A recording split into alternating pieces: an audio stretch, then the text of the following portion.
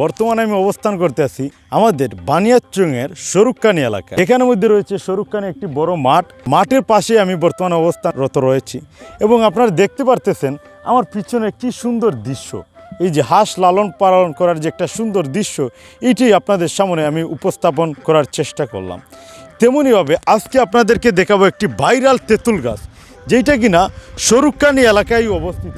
এই যে তেঁতুল গাছ, দেখুন কি প্লেস, আউটস্ট্যান্ডিং একটি প্লেস, যেটা আসলে দেখার বাইরে। Look at the view. আমাদের এই যে একটা তেঁতুল গাছ বানিয়াচংয়ের মধ্যে শরুক্কানি এলাকায় একটা তেঁতুল গাছ, আর চারদিকে শুধু হাওর আর হাওর। এই যে মনোরম একটা পরিবেশ, এইটা আসলে দেখার মতো। আজকের ভিডিও দ্বারা আমি চেষ্টা করলাম এই তেঁতুল গাছ আর এই যে সুন্দর একটা পরিবেশ আপনাদের সামনে উপস্থাপন করার জন্য।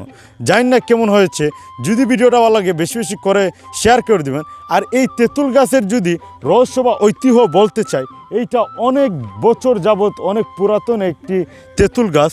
এইটা আসলে এইখান বর্তমান সময়ে তেমন একটা ভাইরাল না হলে আশা করি আমি এই ভিডিওটি আপলোড দেওয়ার পরে অনেক জনগণই এদিকে আসবেন বিভিন্ন আয় অনুষ্ঠান করার জন্য।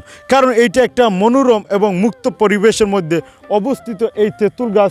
আর চারিদিক রয়েছে একদম ফাঁকা, পাশেই রয়েছে হাঁস লালন পালনের জায়গা। এইটা আসলে অত্যন্ত সুন্দর একটি চিত্র, গ্রামীণ চিত্র। তাই ভিডিওটা বেশি বেশি করে শেয়ার করে দেবেন। দেখা হবে নতুন কোনো ভিডিওতে, নতুন কোনো সময়। আসসালামু আলাইকুম।